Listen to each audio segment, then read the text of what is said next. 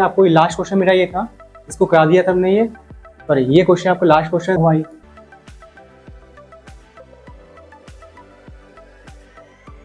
Question का आता है अवकल समीकरण का आपका पहला एम होता है ये आपको चेक करना है कि उसको पहले डी बाई डी एस दिया गया है, तो क्या करेंगे इसको हम ये एस का टर्म को सेपरेट कर लिया और वाई का टर्म को सेपरेट कर लिया। अब इसका इंटीग्रेशन करेंगे। अब क्या है बस आपको कोई भी क्वेश्चन आपका आता है, आपका पहला एम होता है उससे हमें डी एम होता है इससे क्वेश्चन क्या निकालना, उस क्वेश्चन पहले हमें डी बाई डी एस की वैल्यू फाइंड करना, वो अब डी बाई टू। क्लियर हो गया डिफरेंस क्या होता है जनरल इक्वेशन जनरल सोल्यूशन में और पर्टिकुलर सोल्यूशन में। जनरल सोल्यूशन में क्या होता है वहाँ पर आंसर सी के फॉर्म में होता है। अब ये बताइए क्या इसको सेपरेट कर पाओगे, क्या आप यहाँ पे एस का टर्म वाई थर्ड मेथड बताया था, क्या मैंने बताया था आपको टाइप हमने लीनियर डिफरेंशियल इक्वेशन, क्या बताया था e की पावर 2x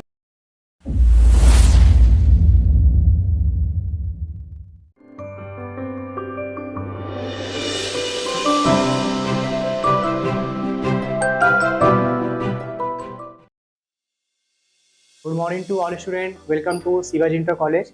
तो हमने इसके पहले लेक्चर में आपको डिफरेंशियल इक्वेशन स्टार्ट किया था। तो डिफरेंशियल इक्वेशन मींस अवकल समीकरण, उसके कुछ क्वेश्चन हम आपको ऑलरेडी करा चुके थे।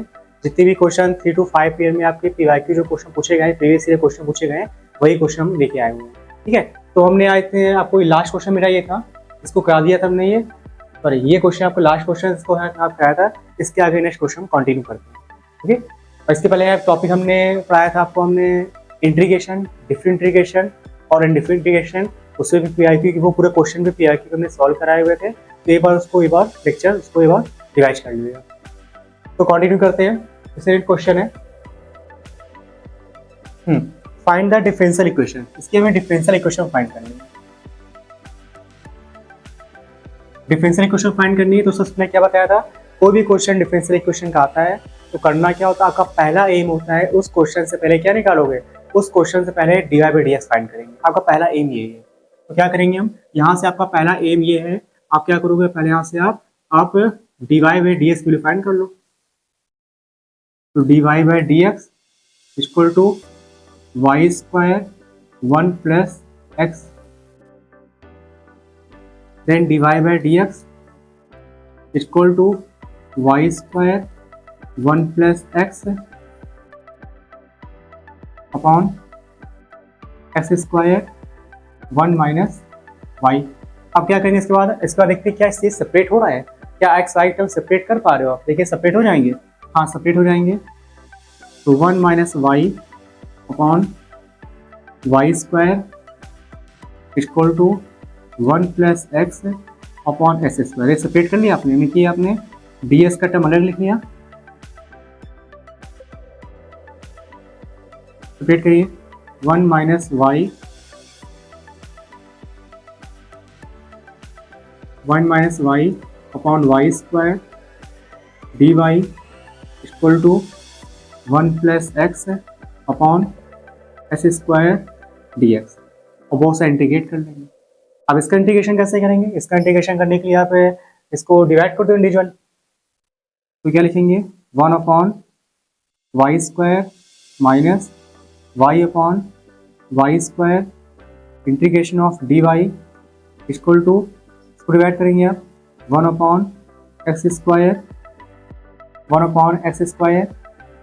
Plus X upon X square D x. अब इसको डिवाइड करिए 1 अपॉन वाई स्क्वायर इंटीग्रेशन कैसे करोगे आप लोग, 1 अपॉन वाई से इंटीग्रेशन सिंपली है, वाई पावर क्या लिखोगे आप माइनस का 2 डी वाई, तो कट करेंगे ये 1 upon Y D Y equal to, यहाँ भी सॉल्व करेंगे तो लिखेगा एस की पावर माइनस 2 और प्लस इसको डिवाइड करिएगा और ये आपका आएगा 1 अपॉन एक्स डी एक्स। ठीक है, यहाँ भी किसके एस्पेक्ट में हो रहा है, ये एस के एस्पेक्ट में हो रहा है। ठीक, अब वाई पावर माइनस 2 का इंटीग्रेशन क्या होता है, वाई की पावर फॉर्मूला क्या होता है, एक्स की पावर एन का, एक्स की power n plus 1 upon n plus 1। तो वाई पावर माइनस 2 क्या होगा, वाई की power minus 2 plus 1 upon minus 2 plus 1, तो वैल्यू आएगी यहाँ से माइनस का 1 अपॉन वाई आ जाएगी। कैसे ऐसे आए, देखिए वाई पावर माइनस का 2 प्लस 1 और माइनस का 2 प्लस 1, तो वाई की पावर माइनस का 1 अपॉन माइनस का 1, तो उसको 1/y लिख सकते हैं। तो रेड याद कर लीजिएगा, तो 1/y स्क्वायर का इंटीग्रेशन क्या होता है, माइनस का 1/y होता है। अब 1/y का इंटीग्रेशन होता है log y इक्वल टू, इसका इंटीग्रेशन करेंगे हम माइनस 1/x, और 1/x का इंटीग्रेशन क्या होगा, log x हो जाएगा। और एक कांस्टेंट क्या करते हैं, एक हम आर्बिट्री कांस्टेंट c को ऐड करेंगे, ठीक है, यही आपका फाइनल आंसर हो जाएगा। अगर इसको और भी आगे सिंप्लीफाई करना चाहो, आप सिंप्लीफाई कर सकते हो उसको एलसीएम लेके। नोट करिए। नेक्स्ट क्वेश्चन है,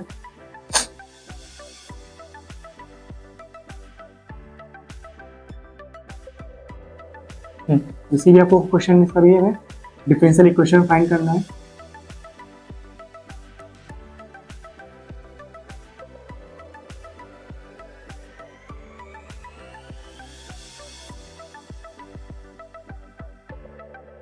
सॉल्व द डिफरेंशियल इक्वेशन। पहले बताया कह रहे कोई भी क्वेश्चन आता है, करना क्या होता है, आपको सबसे पहले उसमें क्या करना है, सबसे पहले उसमें डीवाई बाई डी एस की वैल्यू फाइंड करनी है।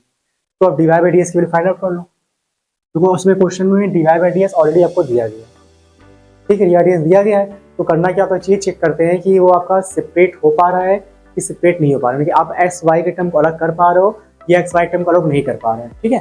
देखते हैं फिर इसको क्या सेपरेट कर पाओगे आप, आई थिंक हाँ सेपरेट हो जाएगा। तो उसमें सकते हैं 1 plus y square D Y equal to 1 plus s square D x. Separate कर लिया आपने, अब क्या करोगे आप, इसका बोथ साइड इंटीग्रेट कर लेंगे। इसका इंटीग्रेशन 1 का इंटीग्रेशन y और y स्क्वायर का इंटीग्रेशन y की पावर 3/3 इक्वल टू 1 का इंटीग्रेशन x है और s स्क्वायर का इंटीग्रेशन s की पावर 3/3 प्लस का 3। बाकी इसका एलसीएम ले सकते हो आप, ये 3y प्लस y की power 3 equal to 3s square plus x cube plus का 3c प्लस 3c एक आर्बिट्री कांस्टेंट है, उसको कैपिटल सी लिख सकते हो आप ये। तो आपका 3y प्लस y की power 3 equal to 3s square plus का s की पावर 3। ठीक है, आपको यहाँ पे सी आवर की कांस्टेंट एलसीएम ले लिया, ये पूरा आर्बिट्री कांस्टेंट है, उसको हम यहाँ पर हमने क्या किया कि कैपिटल सी ने इसको लिख, ठीक है। कोई भी क्वेश्चन डिफरेंशियल इक्वेशन का आता है या आपका समीकरण का, आपका पहला एम होता है ये आपको चेक करना है कि उसको पहले डी बाई डी एस निकाल लो। डी बाई डी एस निकालने के बाद ये चेक करना है आपको कि एक्स वाई टर्म सेपरेट हो पा रहे नहीं हो पा रहे हैं। अगर एक्स वाई टर्म सेपरेट हो जाएंगे तो उसका पहले इंटीग्रेशन कर लेंगे, ठीक है। अभी आगे फिर अभी होमोजीनियस भी आएगा और लीनियर भी आएगा, उसको डिस्कस करेंगे बात।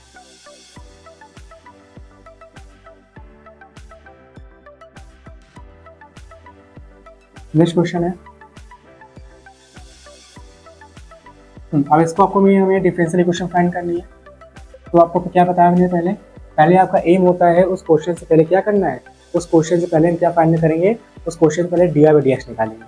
बट इस क्वेश्चन में आपको ऑलरेडी यहाँ पर डी बाई डी एक्स दिया गया है, तो जब डी बाई डी एक्स दिया गया है, क्या डी बाई डी एक्स दिया गया है, नहीं, अभी पहले फाइंड आउट करेंगे, अभी हमें गिवन नहीं डी बाई डी एक्स।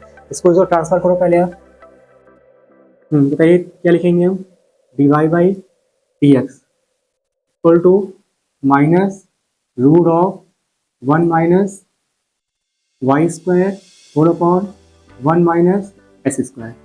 और ट्रांसफर आप क्या करते हैं, अब ये करते हैं कि इसको सेपरेट करते हैं अलग अलग। क्या सेपरेट हो पाएंगे अलग, एक्स वाई टर्म बिल्कुल अलग हो पाएंगे।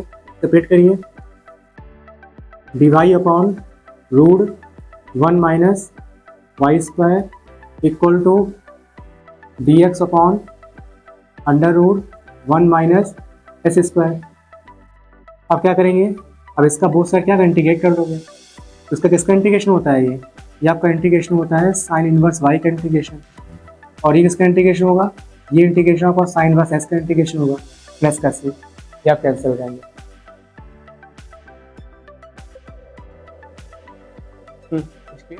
तो जब ये कोई डिफरेंशियल क्वेश्चन आई थी क्या कि हमने डी को अलग कर लिया, उसको हम एक्स वाई को सेपरेट करके अलग अलग उसका इंटीग्रेशन कर लिया। ओके, नोट कर लीजिए। नेक्स्ट क्वेश्चन में आते हैं, क्वेश्चन नंबर 16।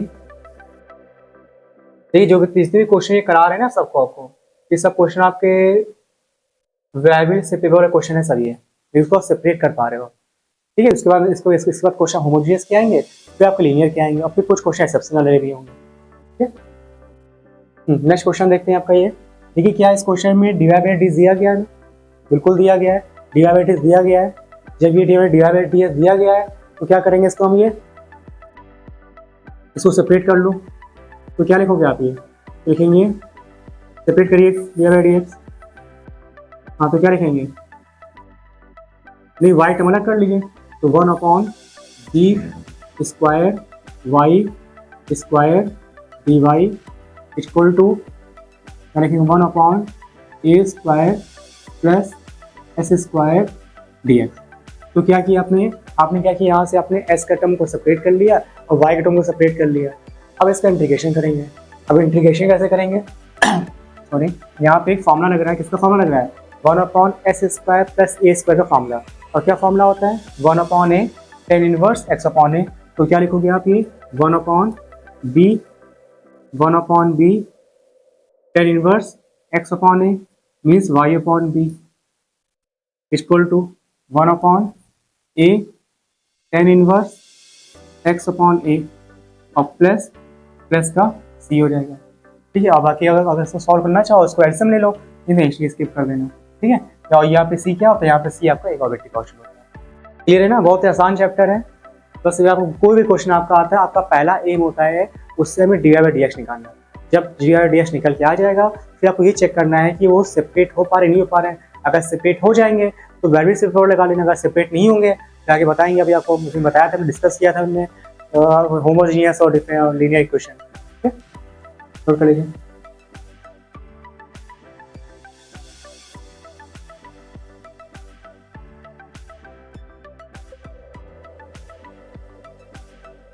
नेक्स्ट क्वेश्चन है,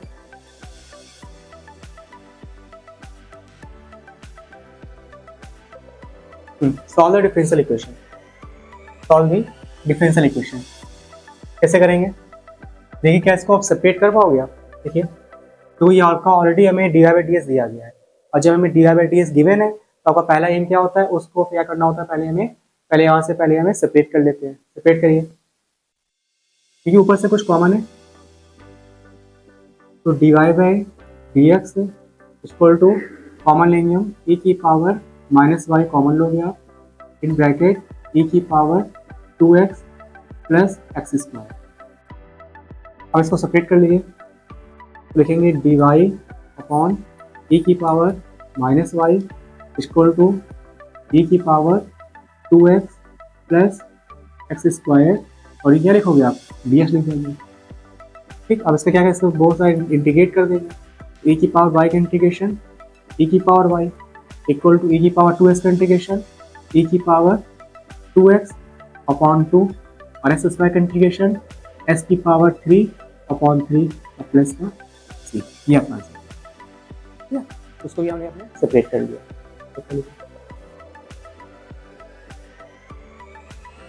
नेक्स्ट क्वेश्चन है, क्वेश्चन नंबर 18।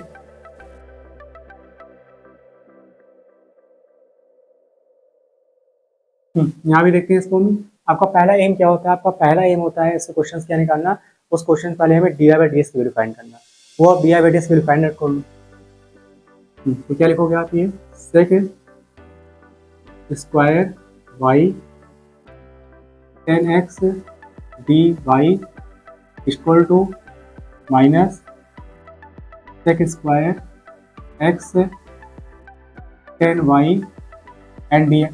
सॉल्व करेंगे तो उसको सेपरेट कर लो आप, ये लिखेंगे हम sec square y dy upon 10y equal to minus sec square x upon 10x dx। अब क्या करेंगे, उसका बहुत सारे इंटीग्रेट कर देंगे। इंटीग्रेट करिए, यहाँ पे 10y का इंटीग्रेशन क्या होता है, जब 10y को लेट करेंगे डेरिवेटिव क्या होता है, सेक स्क्वायर y। ठीक है, यहाँ पे 1/t आ जाएगा, 1/t इस सकते हैं इसको आप, ये 1/t dt इक्वल टू, यहाँ भी क्या होगा, यहाँ पे आप मान लीजिए 1 इसको p लेट कर लोगे आप, तो 1/p dp। तो 1/t की इंटीग्रेशन log t, और t लेट किया था आप यहाँ पर आप 10y में, इक्वल टू 1/p का इंटीग्रेशन log p लेट किया था आपने यहाँ पे 1/10x, और प्लस का जगह अगर यहाँ भी लॉग है ये भी लॉग लिखा हुआ है, यहाँ भी एक log arbitrary constant log c add कर सकते हैं। अगर हर यहाँ भी लॉग है तो हर जगह आप लॉग लिया करो। यहाँ पे एक इसको ट्रांसफर करेंगे आप, बनेगा लॉग 10y और इंटू यहाँ पे क्या होगा, यहाँ पे 10x हो जाएगा और इक्वल टू में लॉग सी हो जाएगा। तो क्या करें, यहाँ से हम क्या करें, लॉग लॉग लॉग से लॉग कट कर देंगे, तो आप लिखेंगे 10y 10x इक्वल टू सी। ये क्या हो, ये आपका आंसर हो जाएगा। क्लियर, ये नोट कर लीजिए। नेक्स्ट क्वेश्चन देखिए, तो ये भी अच्छा क्वेश्चन है। ये भी क्वेश्चन के बोर्ड एग्जाम में इस टाइप के आ चुके हैं। ठीक है, जब भी किसी क्वेश्चन में अगर आपको कोई भी वैल्यू दी होती है, किसी भी क्वेश्चन में अगर आपको कोई भी अगर वैल्यू दी होती है, तो मतलब कि वो आपका क्वेश्चन होता है, उसको बोलते हैं पर्टिकुलर सोल्यूशन कहते हैं। क्या बोलते हैं इसको हम, पर्टिकुलर सोल्यूशन बोलते हैं। अगर कोई वैल्यू नहीं दी गई है, उसका मतलब वो होता है आपका जनरल सोल्यूशन होता है। जनरल सोल्यूशन में क्या होता है, यहाँ पे जो सी होता है ना, वो सी की डिफरेंट डिफरेंट वैल्यू निकल के आती है, लेकिन उसके कई सारे वैल्यू हो सकती हैं, उसको होते हुए जनरल सोल्यूशन कहते हैं। पर अगर आपको कोई कंडीशन दे दी जाएगी, कोई हमें कोई वैल्यू दी होगी एक्स वाई की वैल्यू, उसको बोलते हैं कॉल्ड था पर्टिकुलर सोल्यूशन। उसका मतलब कि इसका एक ही आंसर निकल के आ सकता है, इसका फिक्स आंसर होता है, ये सिंगल आंसर निकल के आएगा। बट अगर वैल्यू नहीं दी होती, उसमें कई सारे डिफरेंट डिफरेंट आंसर होते हैं। ठीक है, तो पहले जैसे क्वेश्चन नॉर्मल तरीके से सॉल्व करते हैं, इसको पहले नॉर्मल तरीके से सॉल्व कर लीजिए। ठीक, देखते हैं आपका पहला एम क्या होता है। आपका फर्स्ट एम होता है इसे क्या करना, हमें यहाँ से पहले d i by D x value निकाल लेना। सॉल्व करें d i by D x, तो डी वाई इक्वल टू, यहाँ लिखोगे आप cos y equal to minus cos x into sine y, और ये आपका डी एक्स हो जाएगा। तो सेपरेट करिए, तो क्या लिखेंगे हम, cos y upon sine y D Y equal to minus cos x d x. अब क्या करोगे आप, वो से इंटीग्रेट कर देंगे। कॉस अपॉन साइन वाई क्या होता है, cot y D Y equal to minus, और कॉस इंटीग्रेशन नहीं करना है, cos x minus cos x d x. अब देखिए कॉट वाई का इंटीग्रेशन क्या होता है, जैसे टेन एक्स का इंटीग्रेशन होता है sec square x, tan x का इंटीग्रेशन क्या होता है सेक स्क्वायर एक्स, और कॉट वाई का इंटीग्रेशन क्या होता है, कॉट वाई का इंटीग्रेशन होता है क्या होता है, लॉग साइन वाई। देखिए कुछ बच्चे भूल जाते हैं, इसको तो शॉर्ट में साइड बता दे रहे हैं। ऐसे मान लीजिए अगर हमें कॉट वाई का इंटीग्रेशन करना है, जैसे अगर उसको इंटीग्रेशन करना है तो उसको लिख सकते हो ना आप, ये cos x upon sine, sorry cos y upon लिख सकते हैं इसको साइन वाई। ठीक, अब क्या करेंगे, यहाँ पे साइन वाई को टी लेट कर लेंगे। जब यहाँ पे साइन वाई को क्या लेट करोगे आप, साइन वाई को टी लेट करेंगे, और साइन वाई का डिफरेंशिएशन क्या होता है, कॉस वाई होता है, तो वन अपॉन आ जाएगा, वन अपॉन टी क्या होता है, लॉग साइन वाई आ जाएगा। ऐसे याद कर लीजिएगा इसको, क्योंकि कभी कभी 1 मार्क्स में पूछ लेते हैं कॉट वाई का इंटीग्रेशन करिए, तो क्या करते हो आप लोग, डायरेक्ट करके आ जाते हो। डायरेक्ट नहीं करना होता है, इसको पहले कॉस को साइन में कन्वर्ट करेंगे, फिर सब्स्टिट्यूशन मेथड लगा के साइन वाई को लेट करके सॉल्व करेंगे। सिमिलरली ऐसे ही हमको उसका 10x का भी करना होता है। ठीक है, तो क्या होता है, इंटीग्रेशन होता है कॉट वाई का इंटीग्रेशन होता है log sine y equal to cos x का इंटीग्रेशन साइन एक्स और प्लस का सी हो गया। ठीक, अब क्या करेंगे इसके बाद हम, देखिए आपका तो आंसर हो गया, लेकिन आपको कंडीशन दी गई है, तो जब ये कंडीशन दी होती है इसको आगे और भी सॉल्व करना होता है। अब करेंगे क्या, हम एक्स के प्लेस में क्या रखोगे π/2, और वाई के प्लेस में क्या रखेंगे π/2। देखिए इक्वेशन नंबर 1 लॉग, ठीक है, वाई की वैल्यू क्या दी गई, वाई π/2 रखो यहाँ पर, साइन π/2 साइन 90, और साइन 90 वैल्यू क्या होती है, 1 होती है। यहाँ पे क्या है, यहाँ पे वैल्यू आपकी log 1 आ जाएगी, और log 1 कितना होता है, log 1 आपका 0 होता है, इक्वल टू यहाँ पर देखिए साइन π/2, और साइन π/2 क्या होता है, साइन π/2 आपकी वैल्यू 91 होती है। यहाँ भी वैल्यू क्या -1 आ जाएगी, प्लस का सी, तो सी के यहाँ वैल्यू क्या फाइंड आउट कर ली, सी आपकी वैल्यू 1 फाइंड कर ली। तो देखिए यहाँ पे इसके फिक्स वैल्यू आ गई कि सी की वैल्यू 1 ही हो सकती है यहाँ पे। बस अब सी की वैल्यू को यहाँ पे पुट कर देना, तो आप लिखोगे log sine y equal to minus का साइन एक्स और प्लस का 1, ये आपका आंसर होता है। ठीक, क्लियर हो गया डिफरेंस क्या होता है जनरल सोल्यूशन में और पर्टिकुलर सोल्यूशन में, जनरल सोल्यूशन में क्या होता है, वहाँ पर आंसर सी के फॉर्म में होता है, तुमने किसकी कई सारी वैल्यू हो सकती हैं, लेकिन पर्टिकुलर सोल्यूशन में क्या होता है, यहाँ पे एक आपको एक कंडीशन दी होती है, और जब कंडीशन दी होती है तो वहाँ पे सी की एक फिक्स वैल्यू निकल के आ जाती है। ठीक,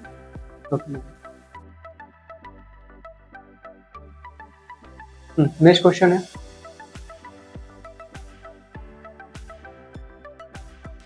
इसको आपको सॉल्व करना है। आप देखते हैं क्वेश्चन किस टाइप का है। पहले आपका एम क्या था, पहले आपका एम ये था, इससे पहले dy बाई डी एक्स निकालना।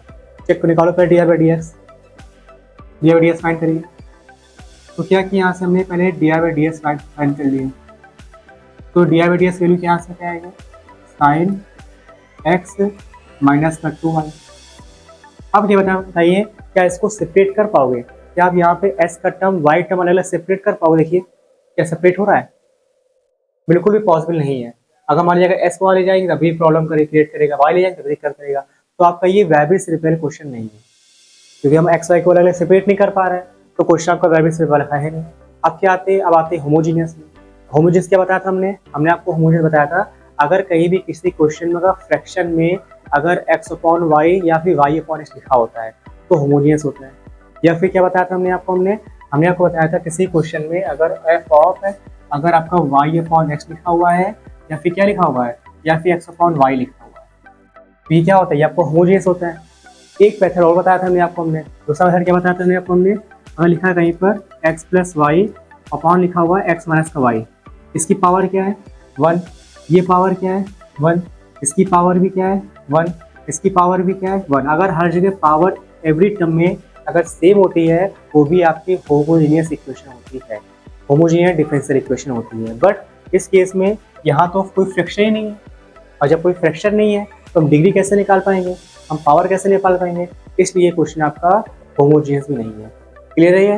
वेरिएबल में क्या होता है, वेरिएबल सेपरेबल में क्या होता है, सेपरेट कर लेते हैं, और होमोजीनियस में क्या होता है, होमोजीनियस में हम क्या करते हैं उसको एक्स वाई के फॉर्म में लिखना होता है, या फिर वाई अपॉन एक्स के फॉर्म में होगा, या फिर उसकी हम क्या चेक करेंगे, या फिर उसको हम उसका ऑर्डर चेक करेंगे। ठीक, अब इस कोई पैटर्न नहीं दिख रहा। अब थर्ड मेथड बताया था, क्या मैंने बताया था आपको टाइप हमने लीनियर डिफरेंशियल इक्वेशन, क्या बताया था आपको हमने लीनियर डिफरेंशियल इक्वेशन, शायद लीनियर डिफरेंशियल इक्वेशन हो ये आपको।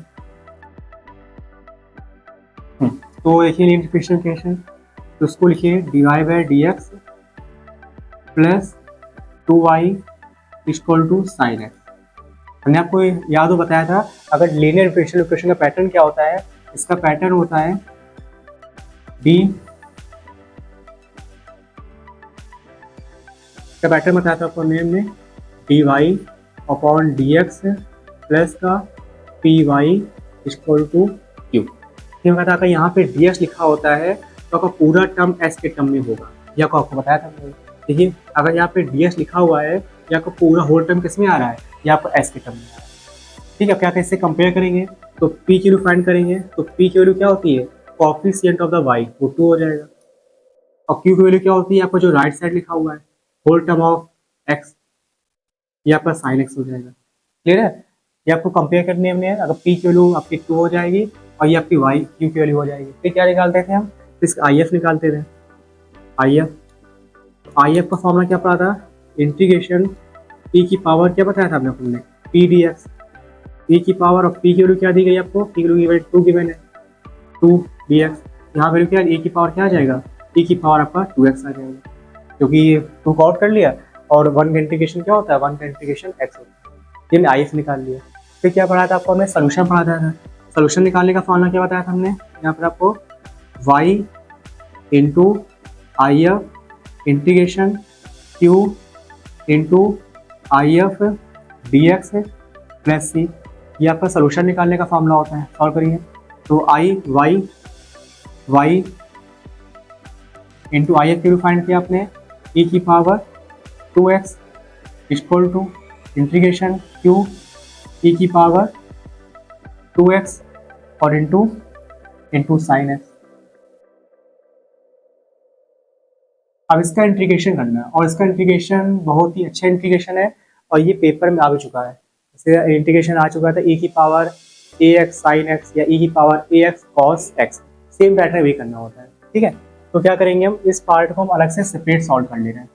हम इसका इंटीग्रेशन क्या करने जा रहे हैं, इसका इंटीग्रेशन आप अलग से सेपरेट सॉल्व कर लेते हैं। सॉल्व करिए, e की power 2x into sine x dx, इसको हमने आई लेट कर लिया। इसको क्या किया हमने, इसको आई यहीं पे कर लो, इंटीग्रेशन कर लीजिए। इसको सेपरेट सॉल्व करो, ज़्यादा बेटर रहेगा। सेपरेट सॉल्व करिए। चाहे क्या लिखोगे यहाँ पर, लिखिए पहले y इंटू ई की पावर 2x इक्वल टू, और क्यू यहाँ पर आपका है e की power 2x into sine x dx plus का सी। इसको हमने आई लेट कर लिया हमने। अब इसका इंटीग्रेशन करने जा रहे हैं, करिए। तो i इक्वल टू ई की power 2x into sine x dx। यहाँ पे क्या लगाओगे आप, यहाँ पे लगाएंगे आइलेट फॉर्म लगाएंगे। तो I L A T E ये आपका फर्स्ट फंक्शन है और ये आपका सेकंड फंक्शन है। तो फर्स्ट सेकंड फॉर्म लगाइए। तो फर्स्ट सेकंड फॉर्मूला क्या होता है, first function second function integration e की पावर 2x का इंटीग्रेशन e की power 2x upon 2 minus whole integration first का डेरिवेटिव साइन का डेरिवेटिव cos x, e की पावर 2x का इंटीग्रेशन e की power 2x upon 2 dx। Correct. अब देखिए यहाँ पर फिर से देखिए फर्स्ट सेकंड लग रहा है, इसका इंटीग्रेशन नहीं हो पाएगा। अब फिर से इसका फर्स्ट सेकंड लगाइए। तो first function and second function i equal to sine x into e की power 2x upon 2 plus 1 upon 2 लगाइए फर्स्ट सेकंड। तो फर्स्ट फंक्शन लिखेंगे पहले हम cos x ई की पावर 2x का इंटीग्रेशन ई की power 2x upon 2 minus whole integration, फिर साइन का कॉस का करिए डेरिवेटिव। कॉस का डेरिवेटिव क्या होता है, साइन एक्स। क्लियर है ना ये। देखिए पहले फर्स्ट फंक्शन लिखा, यहाँ पे first function sine x, second का इंटीग्रेशन और साइन डेरिवेटिव कॉस एक्स होता है। यहाँ पे आपका होगा माइनस साइन, होगा माइनस साइन, -1 अपॉन 2। ठीक है, तो आप यहाँ पे करिए। हाँ, तो cos s का डेरिवेटिव क्या होता है, cos s का देखो पहले के cos s को लिखा e की पावर 2 का इंटीग्रेशन e की power 2s upon 2 minus whole integration. तो क्या करोगे आप, cos s का डेरिवेटिव क्या होता है, cos s का माइनस का साइन x, अब हो गया साइन x और इंटू e की पावर 2x अपॉन 2। ठीक है, अब देखिए कुछ लिखा हुआ है, देखिए ध्यान देखिए ये आप क्या लिखा हुआ, देखिए ये क्वेश्चन में लिखा हुआ था, क्या लिखा हुआ है, इसको आई कह सकते हैं। यहाँ पे इसको आई लिख दे रहे हैं यहाँ पर हम। तो क्या स्टेप मिलेगी, I equal to sine x into e की power 2x sine x into e की पावर 2x अपॉन 2 माइनस क्या लिखोगे आप, ये cos x ई की पावर 2x अपॉन 4 प्लस 1/4 और क्या बोला था इसको हमने, आई लिखा था। ये क्लियर है ना ये। तो देखिए इसको मल्टीप्लाई कर दिया 1/4 हो जाएगा और वहाँ 1/4 इसको आई कह सकते हो आप। ये और ये साइन चेंज कर दीजिएगा क्योंकि माइनस का ये आपका माइनस का हो जाएगा। ठीक है, अब इसको आई ट्रांसफर कर देना। जब इसको आई ट्रांसफर करोगे तो क्या लिखोगे आप, आई प्लस i/4 इक्वल टू ई की पावर